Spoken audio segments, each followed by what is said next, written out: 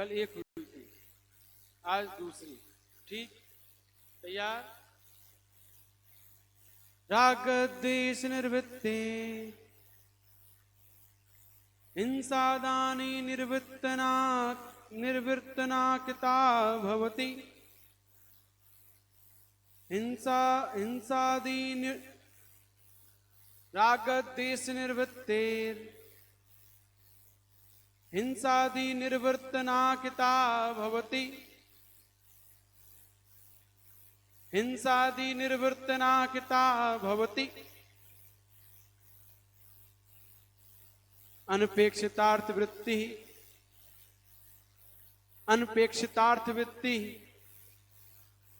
का पुरुषा सेवते नृपतीन। राग द्वेष निर्वृत्तेर हिंसादि निर्वर्तना कृता भवति।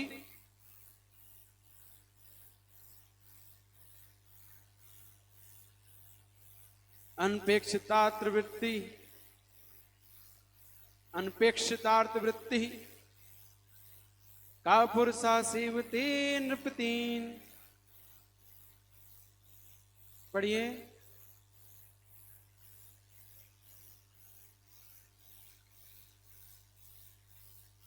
पढ़ना नहीं आ रहा? कौन सी? रागत द्वेष निर्वृत्तेर हिंसादि निर्वर्तना कृता भवति। ठीक, पढ़िए।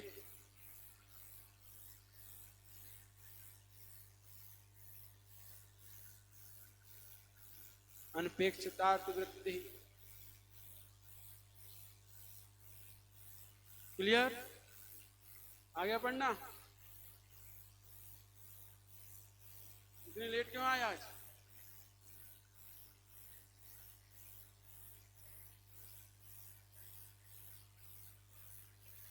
एक बार और देख लीजिए।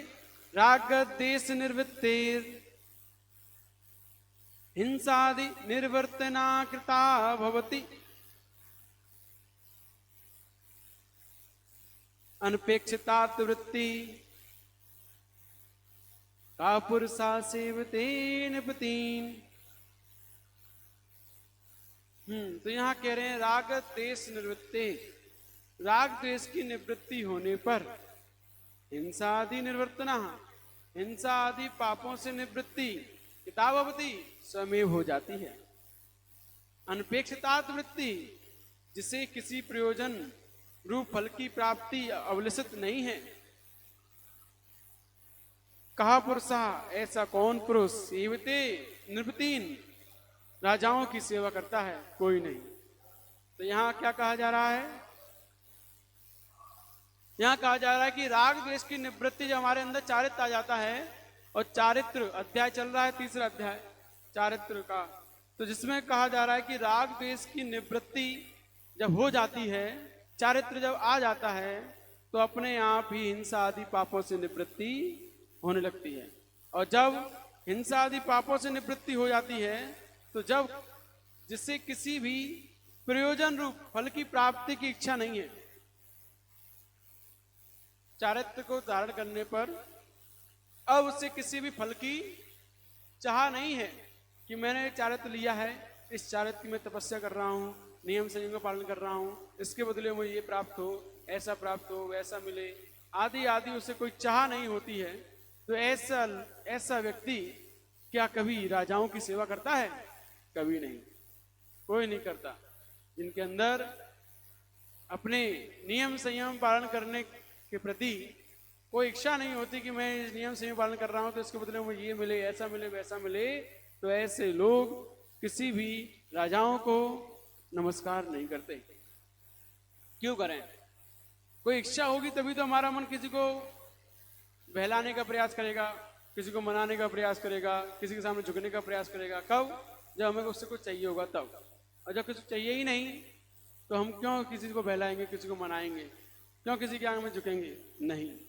इसीलिए जो राग द्वेष की निवृत्ति हो गई है, हमें कुछ नहीं चाहिए, ना राग है किसी से, ना द्वेष है, वहां पर हिंसा आदि पापों से निवृत्ति स्वयं हो जाती है। और स्वयं निवृत्ति होने पर कोई भी प्रयोजन की, फल की इच्छा नहीं होती कि हम ये कर रहे हैं, हम धर्म कर रहे हैं, चारित्र का अंगीकार किया है, तब किया है जिसके बदले हमें ऐसा मिले। जैसे 10 लक्षण में, पर्यूषण में हमने 10 उपवास किए, अब क्या चाहते 10 उपवास के बदले में क्या मिले हैं? बहुत से लोग जो राजस्थान में हैं, वहां तो ऐसा होता है कि 10 उपवास जो करता है उसकी पालकी निकाली जाती है, पालकी पे, बग्गी पे उसकी शोभा यात्रा निकाली जाती है। इन्होंने 10 उपवास किए हैं, यहां भी निकालते हैं। अच्छा, तो बहुत से लोग तो इसके लिए कर लेते हैं कि हमारी शोभा यात्रा निकलेगी, पालकी पे बैठेंगे बढ़िया से, है ना, सम्मान होगा हमारा, तो इसके लिए कर लेते हैं। हाँ, और एक बार एक व्यक्ति ने 16 कारण के उपवास किए, कितने? 32 उपवास का नियम ले लिया उसने, संकल्प ले लिया, लगातार 32 उपवास का संकल्प ले लिया उसने।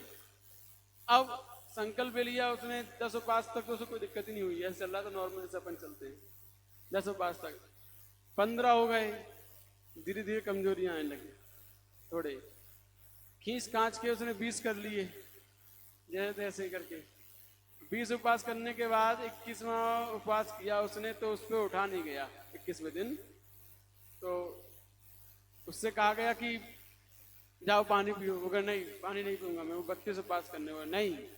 जिस दिन तुम अपने पैरों से उठकर अपने कर्तव्य नहीं कर पाओगे, उस दिन तुम्हें उपवास करने की आज्ञा नहीं मिलेगी। आचार्य के सानिध्य में कर रहा था, तो उससे कहा कि जिस दिन तुम अपने पैरों से खड़े होकर अपने कर्तव्य अर्थात अभिषेक पूजन तुम नहीं कर पाओगे, जिस दिन, उस दिन तुम्हें उपवास करने की आज्ञा नहीं दी जाएगी। तो पहले जाओ, पहले अभिषेक करो, पूजन करो, फिर जाकर पानी पियो, फिर जाकर शक्ति हो तो अगले दिन फिर उपवास करना। तो उसने 20-21 उपवास किए, और इसने उपवास करने के बाद निर्जल किए उसने। फिर इसके बाद उसको पारणा कराई गई, उसे पानी पिलाया गया, पारणा कराई गई उसकी। पारणा कराने के बाद वो क्या बोलता है, हमने इतने उपवास किए, हमें कुछ मिलेगा? तो उन्हें क्या चाहिए? तो एक सोने की चेन मिल जाती। तो देखो क्या भावना को लेकर वो उपवास कर रहा था। सोने की चेन, जिसके गले में आ जाए वो उसका चेन ही चला जाए, है ना, ऐसे चैन के लिए उसने अकाम निर्जरा की, बिना काम की। क्योंकि जो उपवास व्रत नियम निष्काम भाव से किए जाते हैं, बिना कोई कामनाओं के, निष्काम माने कामनाओं से रहित होकर जो उपवास नियम व्रत संयम धार्मिक अनुष्ठान जो भी किए जाते हैं, वो फलदायी अतुल्य फल वाले होते हैं, अचिंतनीय फल वाले होते हैं। और जो हमारे व्रत नियम संयम उपास धार्मिक अनुष्ठान कुछ डिमांड रखकर किए जाते हैं कि ऐसा हो जाए तो हम कर रहे हैं, तो वो उतने में ही सिमट जाते हैं, सिर्फ उतने से में मजदूरी मिल जाती है उन्हें कि तुमने इतने मांगी थी लोग। तो इसीलिए अपने जीवन में कभी भी हमें इच्छाओं को रखकर व्रत नियम संयम का पालन नहीं करना है। हमें अपने जीवन में कर्मों की निर्जरा के लिए उपवास नियम व्रत चारित्र का पालन करना होता है। इसलिए अपने जीवन में हमेशा निष्काम भाव से ही कर्म करें। राग द्वेष की निवृत्ति से हिंसा आदि पापों की निवृत्ति स्वतः हो जाती है। इसका तात्पर्य यह है कि वर्तमान में जो राग आदि भाव चल रहे हैं, उनका क्षयोपशम आदि होने पर हिंसा आदि पापों का त्याग रूप चारित्र होता है। जैसे ही हमारे अंदर राग द्वेष की निवृत्ति होती है, वैसे ही हिंसा आदि पाप हमसे दूर हो जाते हैं। और हिंसा आदि हम पाप नहीं करते हैं तो हम चारित्रवान होते हैं। चारित्रवान वही है जो इन हिंसा आदि पापों से रहित है, जिसके ना हिंसा, झूठ, चोरी, कुशील, परिग्रह, इन 5 पापों से जिसकी निवृत्ति हो गई है, वो चारित्रवान है। चारित्र का धारण कर, चारित्र का पालन कर रहा है, तभी तो हिंसा नहीं हो रही है उसके द्वारा। तो चारित्रवान लोगों के अंदर ही हिंसा आदि पापों का त्याग रूप चारित्र होता है। तदनंतर आगामी काल में होने वाले रागादिक भावों की निवृत्ति भी इसी तरह आगे आगे प्रकृष्ट से प्रकृष्टतर और प्रकृष्टतम होती जाती है। तो जैसे जैसे राग आदि भावों की निवृत्ति होती जाती है वैसे वैसे उसका त्याग और प्रकृष्ट से प्रकृष्टतर, प्रकृष्टतर से प्रकृष्टतम होता जाता है। ऐसा होने से हिंसा आदि पाप स्वयं निवृत्त हो जाते हैं, छूटते जाते हैं। देश संयत गुणस्थान में राग आदि भाव तथा हिंसा आदि पापों की निवृत्ति वहां तक होती रहती है जहां तक कि समस्त राग आदि का क्षय और उससे होने वाला समस्त हिंसा आदि पापों के त्याग रूप लक्षण से युक्त परम उदासीनता स्वरूप परमोत्कृष्ट चारित्र होता है। इस अभिप्राय का समर्थन करने के लिए अर्थांतरन्यास द्वारा दृष्टांत दिया है कि जिसे किसी प्रयोजन रूप फल की प्राप्ति अपेक्षित नहीं है, ऐसा कौन पुरुष राजाओं की सेवा करता है? अर्थात कोई नहीं। बुद्धिमान मनुष्य कभी भी किन्हीं राजाओं की सेवा नहीं करता है। तो ये सब बता रहे हैं कि जैसे जैसे उसके देश संयत गुणस्थान, कौन सा गुणस्थान है? देश संयत, 5वां गुणस्थान। तो इन 5वें गुणस्थान में रागादि भाव तथा हिंसा आदि पापों की निवृत्ति वहां तक होती रहती है। कहां तक? जहां तक उनके रागादि का क्षय और उससे होने वाला समस्त हिंसा आदि पाप रूप त्याग हो चुका है। तो हमने जितना अपना राग भाव, द्वेष भाव और जितना हिंसा के भाव के त्याग कर दिया है, उतना ही हमारा चारित्र अंदर आया, उतने ही चारित्र की प्राप्ति हुई है। तो इस अभिप्राय का समर्थन यही है कि ऐसा कौन सा बुद्धिमान पुरुष है जो अपने चारित्र के बदले में किन्हीं राजाओं की सेवा करेगा? कोई नहीं। तो चारित्र धारण करने का मूल प्रयोजन क्या होता है? आपने प्रतिमा ली, क्यों ली है? क्यों नहीं बताओ? तो यहां कह रहे हैं चारित्र धारण करने का मूल प्रयोजन होता है राग द्वेष से निवृत्ति, कि हम राग द्वेष हमारा कम हो, भोजन के प्रति आसक्ति कम हो, घर के प्रति आसक्ति कम हो, हमारे जो 12 व्रत हैं, हमारे षट कर्तव्य हैं, उनके प्रति हमारी रुचि बढ़े। इसलिए हमने प्रतिमा लेते हैं। घर में ही आसक्त बने रहे इसके लिए नहीं।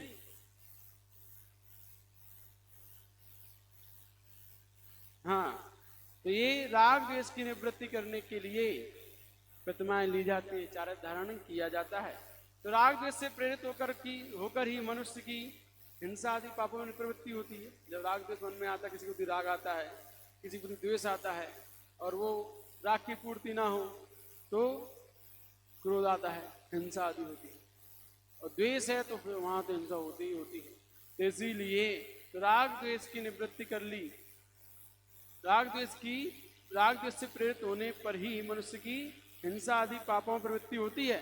अतः जिसने राग द्वेष की निवृत्ति कर ली है, उसने हिंसा आदि पापों की निवृत्ति स्वयं कर ली। तो राग द्वेष से अपने आप मन हट गया तो अपना मन हिंसा आदि पापों में लगता भी नहीं। तो हिंसा आदि पाप राग द्वेष की पूर्ति के लिए ही किए जाते हैं। हिंसा, चोरी, झूठ, ये अपने ही राग द्वेष की पूर्ति के लिए झूठ बोला जाता है कि हमारी राग की पूर्ति हो जाए, कैसी भी हो, उसके लिए झूठ बोला जाता है। अब हमें किसी से द्वेष है, किसी से नफरत है, अब उससे हमें नुकसान पहुंचाना है, जेल पहुंचाना है, तो अब कुछ भी कहें, झूठ बोल देंगे, पहुंचाएंगे जरूर। कुछ भी उसे किसी में फंसाएंगे, चाहे सच हो चाहे झूठ हो, फंसाना है हमें उसे। जिससे द्वेष है उसके लिए हम कुछ भी झूठ बोल देंगे। तो ये राग द्वेष होने पर ही हिंसा, झूठ, चोरी, कुशील, परिग्रह, 5 पापों प्रवृत्ति तभी होती है। और जिसने राग द्वेष की निवृत्ति कर ली, उसके हिंसा आदि 5 पापों की निवृत्ति स्वयं हो जाती है, उसे करने की आवश्यकता नहीं पड़ती है। तो राग द्वेष की उत्पत्ति का प्रमुख कारण मिथ्यात्व तथा अज्ञान भाव है। राग द्वेष कब होते हैं, क्यों होते हैं? जब हमारे अंदर अज्ञान भाव होता है, मिथ्यात्व होता है, तब। सम्यक दर्शन होने पर राग द्वेष कम हो जाते हैं, खत्म नहीं होते, कम हो जाते हैं, है ना? क्योंकि राग द्वेष चारित्र मोहिनी है। चारित्र मोहिनी तो रहता है समदृष्टि के, दर्शन मोहिनी कम हो गया है, लेकिन चारित्र मोहिनी होता है लेकिन कम होता है। उसकी सम्यक्त्वाचरण चारित्र प्रकट हो जाता है। कौन सा?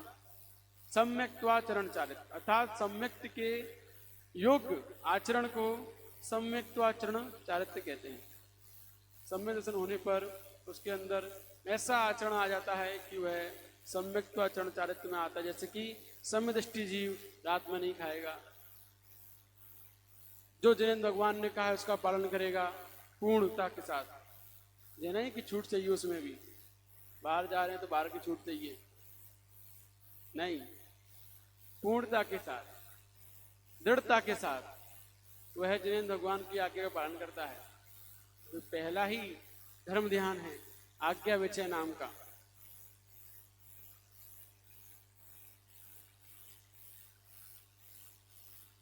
तो इसलिए जो सम्य दृष्टि होता है वो आज्ञा विचय नाम का धर्म ध्यान, पहला ही धर्म ध्यान है, वो जरूर करता रहता है। जो भगवान की आज्ञा है उसके विपरीत वह कार्य नहीं करता है। इसीलिए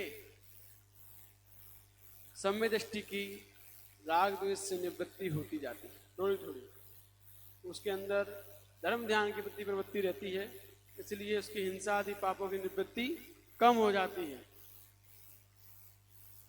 तो राग द्वेष की उत्पत्ति कारण क्या है? मिथ्यात्व और अज्ञान भाव। जैसे जैसे हमारे अंदर मिथ्यात्व बना रहता है वैसे वैसे हमारे राग द्वेष की प्रवृत्ति बढ़ती जाती है। अज्ञान भाव से ही हम किसी से नफरत करते हैं, किसी से प्रेम करते हैं, यह अज्ञान भाव का ही कारण है। अगर अज्ञान भाव नहीं होता है तो हम सबको अपना जैसा मानते हैं, समान मानने लगते हैं और ज्ञान होने पर, लेकिन जब तक ये मिथ्यात्व रहता है तब तक ही कोई हमारा अपना है, कोई हमारा पराया है, किसी से नफरत है तो किसी से प्रेम है। ये सब मिथ्यात्व और अज्ञान भाव के कारण ही होता है। तो मिथ्यात्व के कारण इस जीव की ऐसी मान्यता होती है कि पर पदार्थ सुख दुख के कारण है, पर पदार्थ सुख दुख के कारण, कि उसके कारण मुझे दुख मिल रहा है, इसके कारण मुझे सुख मिल रहा है, ये मेरे सुख का हेतु है, ये मेरे दुख का हेतु है। ये कौन दे रहा है? मिथ्यात्व। जबकि सही क्या है? ना वो मेरे दुख का कारण है ना वो मेरे सुख का कारण है, मेरे पाप पुण्य मेरे सुख दुख के कारण है। ये सम्य दृष्टि की सोच है कि उसके पाप पुण्य उसके सुख दुख के कारण होते हैं। इसलिए अपने जीवन में हमेशा अपने कर्मोदय का चिंतन करना चाहिए, तभी हम सम्यक प्राप्त कर सकते हैं। और दूसरों को दोष देना कि वो पर पदार्थ मेरे सुख दुख में कारण है, तो ये हमारी मान्यता गलत हो जाती है। इस मान्यता के अनुसार वह जिन पदार्थों से सुख की उत्पत्ति मानता है उनमें तो राग करता है, जिनमें हमें आनंद आ रहा है, सुख मिल रहा है, उनमें तो हम राग करेंगे, और जिन पदार्थों से दुख की उत्पत्ति होती है उनसे द्वेष करेंगे। सुख दुख का अंतरंग कारण मनुष्य का पूर्वोपार्जित शुभ अशुभ कर्म होता है, ना ही कोई पर पदार्थ। पर पदार्थ से सुख दुख नहीं मिलता, हमारे पुण्य पाप से हमें सुख दुख मिलता है। यदि हमारे पुण्य का उदय है तो हमारे आसपास वही चीजें आएंगी जो हमें सुख देंगी, और हमारे पाप कर्म का उदय है तो वही चीजें आएंगी जो हमें दुख देंगी। तो हमारे पूर्वोपार्जित शुभ और अशुभ कर्म ही ऐसे निमित्तों को हमारे सामने खड़ा करते हैं जो हमें सुख और दुख देते हैं। तो हमें अपने कर्मों से ही सब कुछ प्राप्त होता है, लेकिन हम दूसरों को दोष देते हैं, यही अज्ञान भाव है। परंतु मिथ्या ज्ञान के कारण यह जीव अंतरंग कारण की ओर तो पुष्टि देता नहीं है। मिथ्या ज्ञान के कारण जो अंतरंग भाव है, अंतरंग कारण है, अंतरंग कारण क्या है? हमारे कर्म, ये अंतरंग कारण है, लेकिन हम इनको तो दोष देते नहीं है। मात्र बहिरंग कारण स्त्री पुत्र तथा शत्रु सिंह आदि को सुख दुख का कारण मान लेते हैं, उनसे राग द्वेष करता है। तात्पर्य यह है कि राग द्वेष से बचना है तो पहले मिथ्यात्व और मिथ्यात्व ज्ञान को दूर कर सम्यक दर्शन सम्यक ज्ञान को प्राप्त किया जाए, उसके बाद चारित्र की प्राप्ति सरल हो जाती है।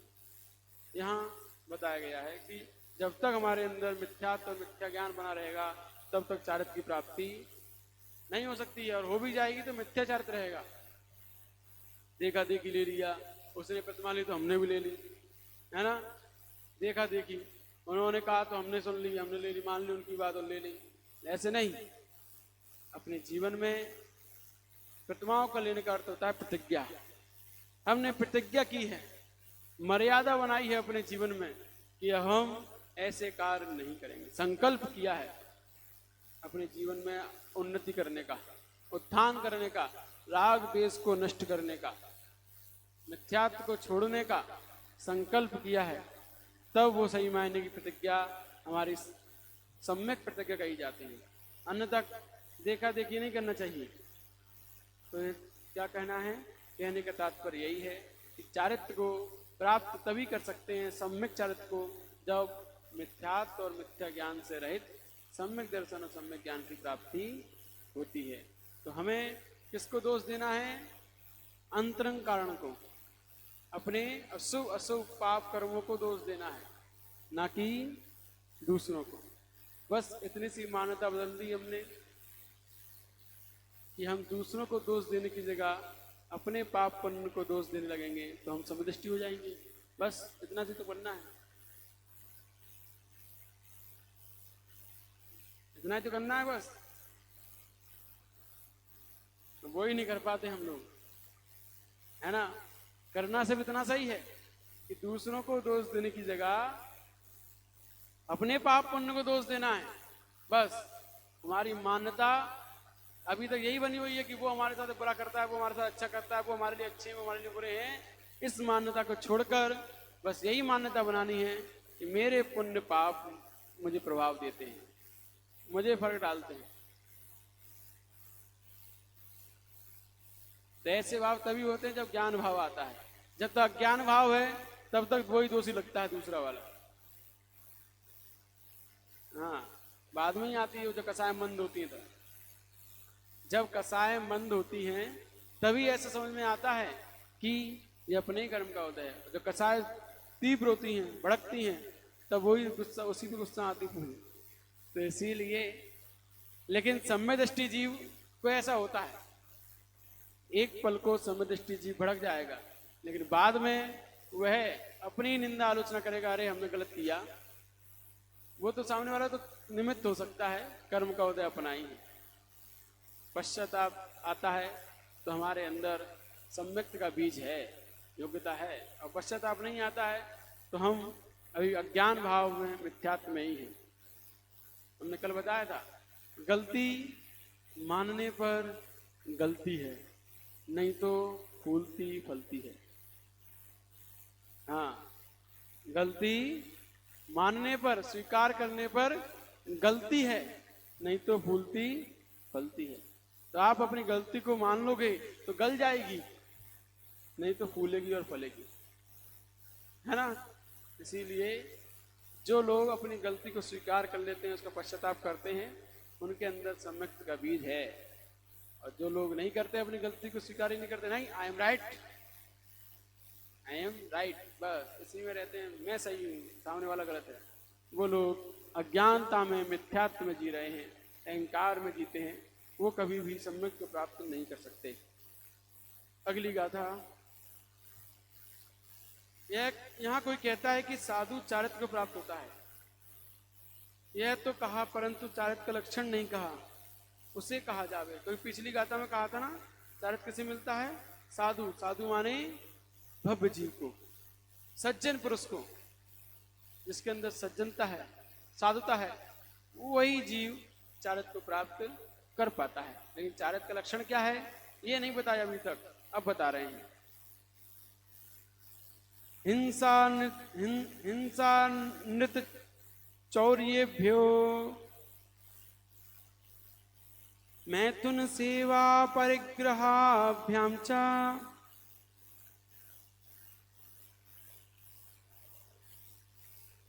पाप प्रणालिकाभ्यो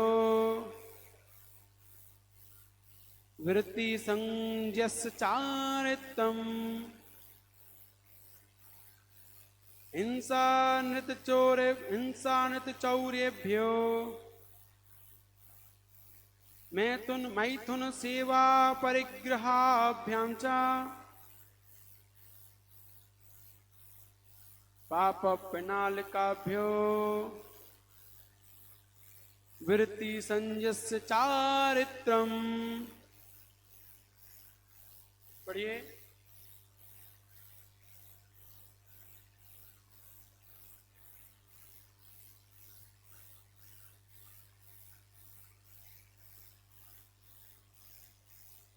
क्लियर? तो यहां कह रहे हैं हिंसा नृत्य। हिंसा नृत्य माने होता, अनृत्य माने होता है झूठ। चौरेभ्यो चोरी, च और मैथुन सेवा परिग्रहाभ्याम और मैथुन कुशील तथा परिग्रह से पाप प्रणालिकाभ्या पाप के पालने स्वरूप वृत्ति, इनसे वृत्ति माने निवृत्त होना, संयस्य चारित्रम चारित्र जानना चाहिए। सम्यक ज्ञानी जीव का पाप प्रणालिकाभ्या पाप के पालने स्वरूप इनसे पाप का पालन होता है। हिंसा, झूठ, चोरी, कुशील, परिग्रह, इन पाप के पालने स्वरूप इन पांचों पापों से निवृत्ति होना चारित्र कहा जाता है। जिनसे पाप का पालन होता है, इन पांचों पापों को त्यागने रूप, निवृत्ति रूप वृत्ति को चारित्र कहा जाता है। तो ये यहां बताया जा रहा है कि चारित्र किसे कहते हैं। चारित्र वही है जहां पर हिंसा, झूठ, चोरी, कुशील और परिग्रह इन पांच पापों का त्याग होता है, वही चारित्र होता है। एक देश त्याग अणुव्रत चारित्र, सर्वदेश त्याग महाव्रत चारित्र। अगली गाथा में आएगा सकलम विकलम चरणम, दो प्रकार का चारित्र होता है। तो ठीक है, देखिए इसकी, हे और उपादेय तत्वों के ज्ञान से युक्त जीव की पाप के पालने, गंदा पानी बहाने, गटर के समान हिंसा, असत्य, चोरी, मैथुन, सेवन और परिग्रह से निवृत्ति होना चारित्र कहलाता है। तो इन पांचों पापों से जब निवृत्ति होती चारित्र,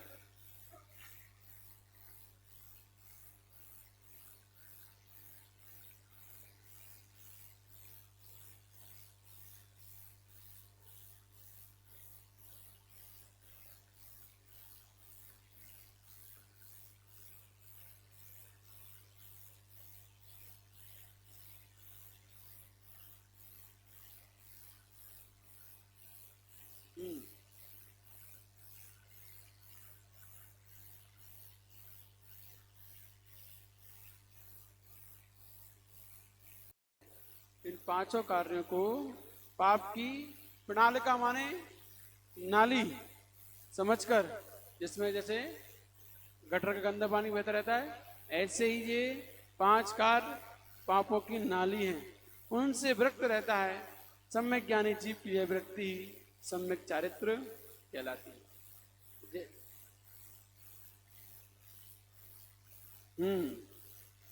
जैसे हमें नाली से घृणा होती है, ऐसे इन पापों से घृणा करनी चाहिए। जैसे उस नाली के प्रति गिलानी होती है, वैसे इन पांच पापों से गिलानी करनी चाहिए। सम्यक ज्ञानी जीव इसी प्रकार इन पांचों पापों को छोड़ता है।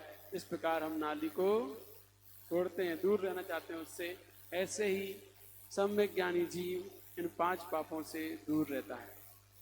उनको ये गंदा पानी बहाने वाले गटर के समान इन पांच पाप कार्यों को मानता है, इसलिए अपने जीवन में इनका वो त्याग करता है और त्याग करके चारित्र को धारण करता है। और चारित्र कितने प्रकार का होता है, कैसा होता है, कल